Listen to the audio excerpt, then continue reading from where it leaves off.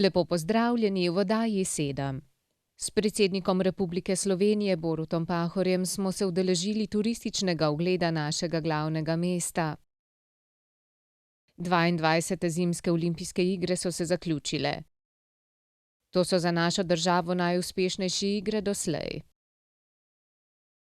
V rubriki Zdravje bomo predstavili težko in neprijetno bolezen, depresijo.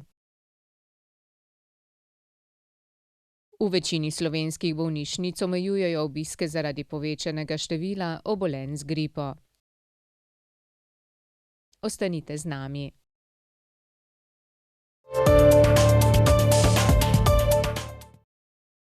21. februarja na Svetovni dan turističnih vodnikov je Združenje turističnih vodnikov Slovenije v sodelovanju z Zavodom Premiki za skupine s posebnimi potrebami organiziralo brezplačno vodenje po Ljubljani.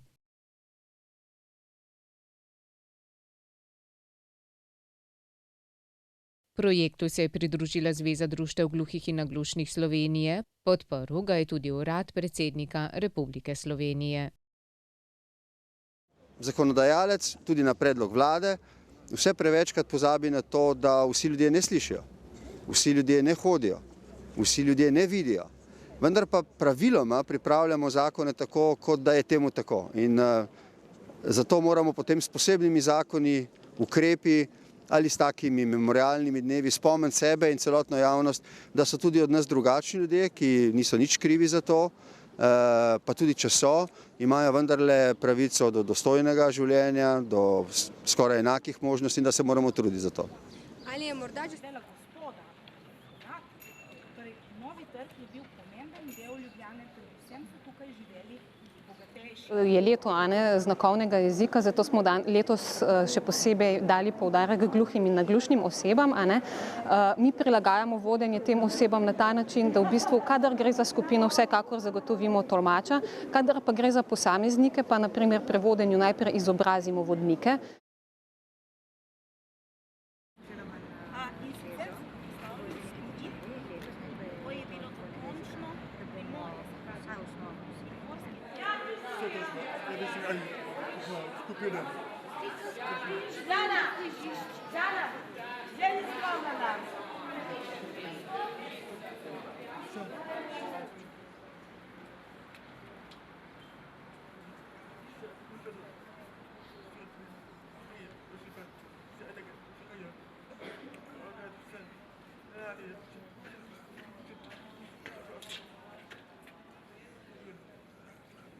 Spomenik je pa posvečen ženskam, ki so prišle demonstrirati.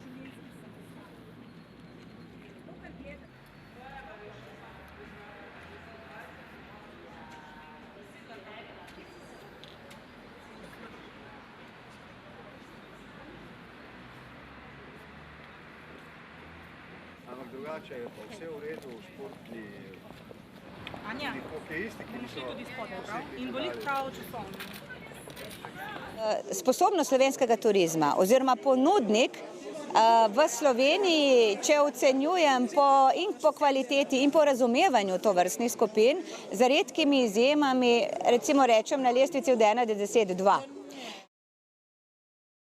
Posamezniki ali skupine s posebnimi potrebami se lahko v turističnih vodenjih pozanimajo pri Združenju turističnih vodnikov ali na Zavodu Premiki.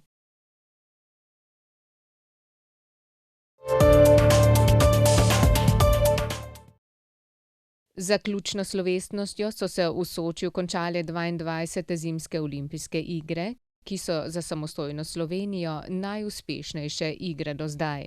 Ruski organizatorji iger so olimpijsko zastavo predali prirediteljem naslednje zimske olimpijade, ki bo leta 2018 v Južni Koreji. Na igrah so slovenski športniki osvojili kar 8 medalj, največ v zgodovini samostojne države. S tem dosežkom je Slovenija na 16. mestu med vsemi dobitnicami. Glede na število prebivalcev pa je Slovenija celo na 2. mestu po številu osvojenih medalj, takoj za Norveško. Najuspešnejši so bili ruski športniki s 13 zlatimi medaljami, skupaj pa so jih osvojili kar 33. Drugi so Norvežani z 11 zlatimi in skupno 26 medaljami, Kanadčani pa so osvojili 25 medalj, od tega 10 zlatih. Slovenski junaki tokratnih zimskih olimpijskih iger so Tina Maze, ki je osvojila 2 zlati medalji v alpskem smučanju, Peter Prevc z osvojeno srebrno in bronasto medaljo v smučarskih skokih, Žan Košir z osvojeno srebrno in bronasto medaljo v deskanju na snegu, Teja Gregorin, ki je osvojila bronasto medaljo v biatlonu, in Vesna Fabjan, ki je osvojila bronasto medaljo v teku na smučeh. Ne smemo pozabiti niti drugih vrhunskih uvrstitev slovenskih športnikov v različnih športih. Slovenska hokejska reprezentanca je za promocijo Slovenije naredila ogromno. Osvojila je 7. mesto in se enakovredno borila z velesilami tega športa. Poglejmo, koliko medalj so slovenskim športnikom napovedali naši gledalci pred začetkom olimpijskih iger.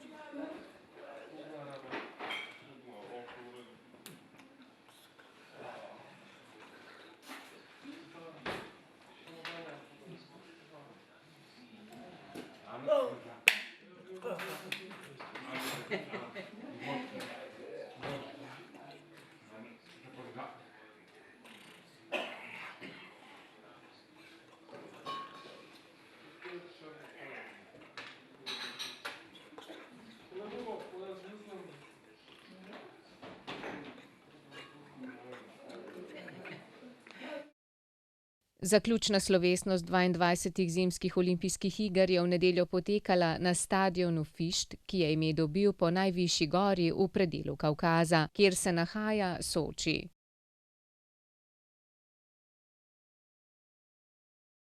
S plesno točko je navdušila skupina 700 plesalcev. Tudi bogat program v nadaljevanju je bil spektakularen. Čudovito so predstavili rusko kulturo, še posebej balet, klasično glasbo in literaturo. Zimske olimpijske igre so se torej končale, približuje pa se začetek zimskih paraolimpijskih iger, ki jih bo med 7. in 16. marcem prav tako gostil ruski Soči. To bodo že 11. igre po vrsti. Slovenske barve bo branil Gal Jakič, ki bo nastopil v alpskem smučanju.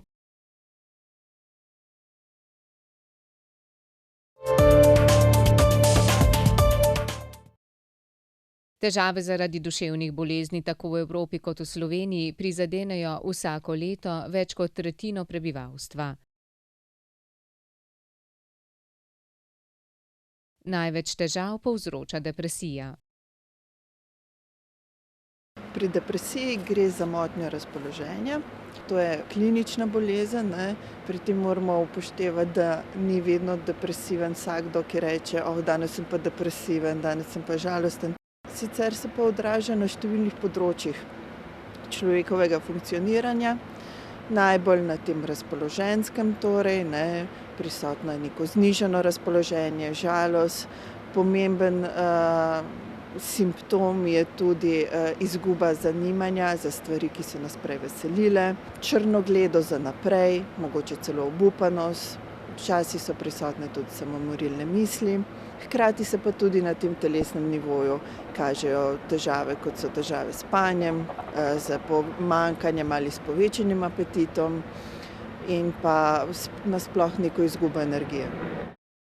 Lanski Eurobarometer je pokazal, da Slovenija sodi med države Evropske unije, kjer imajo prebivalci največ duševnih motenj.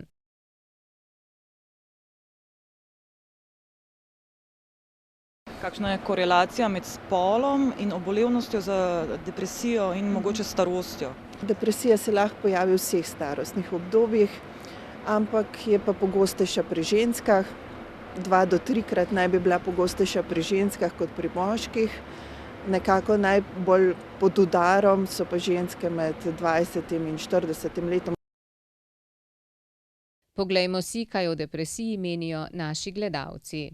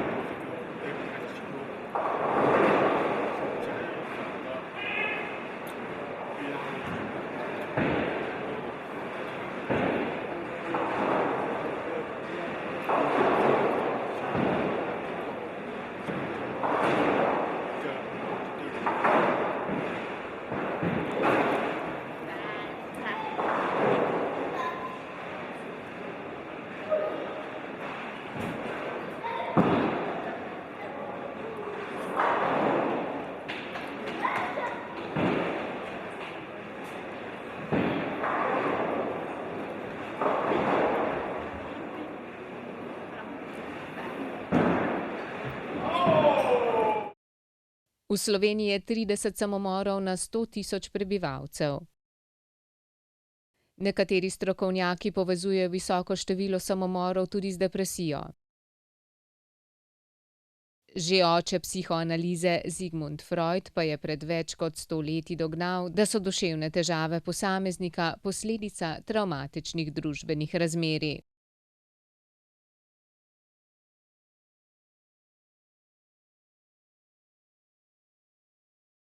Depresijo označujejo kot eden najpomembnejših dejavnikov tveganja za samomorilno vedenje, s tem, da je tudi treba paziti, kaj je vzrok, kaj je posledica, mogoče gre za čisto neke druge lastnosti, ki so privedle tako do depresije kot do samomorilnega vedenja. Tudi število predpisanih škatlic antidepresivov se je v zadnjih 10 letih povečalo za 100%. Kako vi na to gledate? Verjetno je več vzrokov, ampak eden od vzrokov je tudi ta, da antidepresivi se predpisujejo zdaj tudi za nekatere druge stanja, recimo tudi za tesnobo, ker so nekako bili prepoznani kot manj škodljivi, z manj stranskimi učinki in tudi ni možnosti, da bi se človek nanje navadil, torej postal odvisen. Predikcija Svetovne zdravstvene organizacije pravi, da bo depresija leta 2030 na prvem mestu po stopnji obolevnosti prebivalstva v Evropi. Mogoče, kaj narediti, da temu ne bo tako, oziroma kako se obnašati? Ravno to, spodbujati ljudi, da nekako prepoznajo te znake, jih naučiti prepoznati te znake, da jih prepoznajo dovolj hitro in pa hkrati, da delujejo preventivno.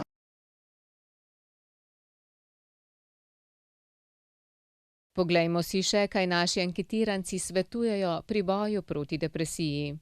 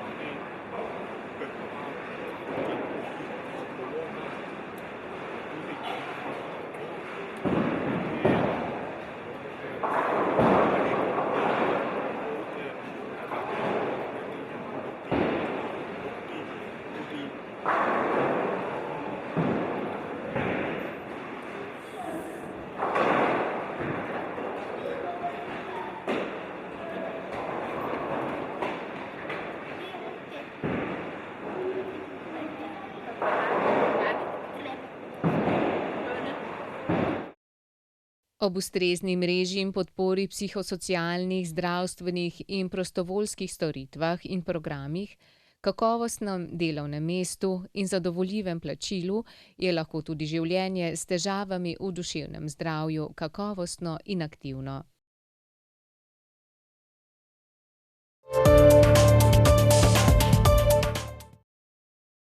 Na področju celotne Slovenije so v porastu okužbe z virusom gripe in drugimi respiratornimi obolenji, zato so v nekaterih bolnišnicah prepovedali obiske.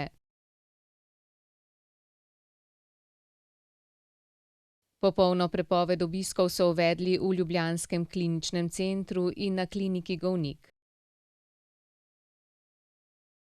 V UKC Maribor so prepovedali obiske na oddelku za pljučne bolezni, v Splošni bolnišnici Celje pa na oddelkih za hematologijo in onkologijo.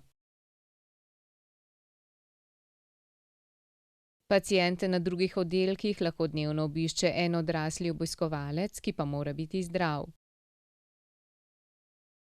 Omejevanje obiskov na eno zdravo odraslo osebo dnevno so do preklica uvedli tudi v Splošni bolnišnici Brežice, Splošni bolnišnici Murska Sobota in bolnišnici Postojna, kjer lahko porodnišnico obišče le zdrav partner.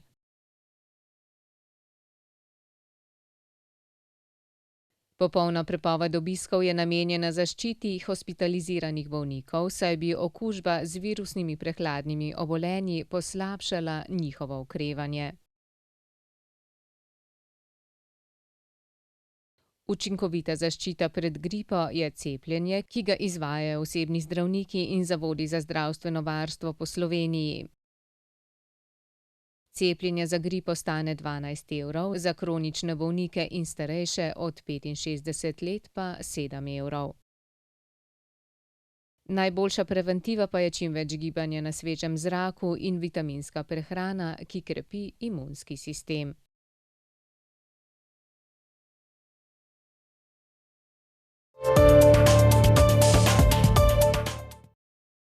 To je bilo za danes vse, hvala za pozornost in nasvidenje.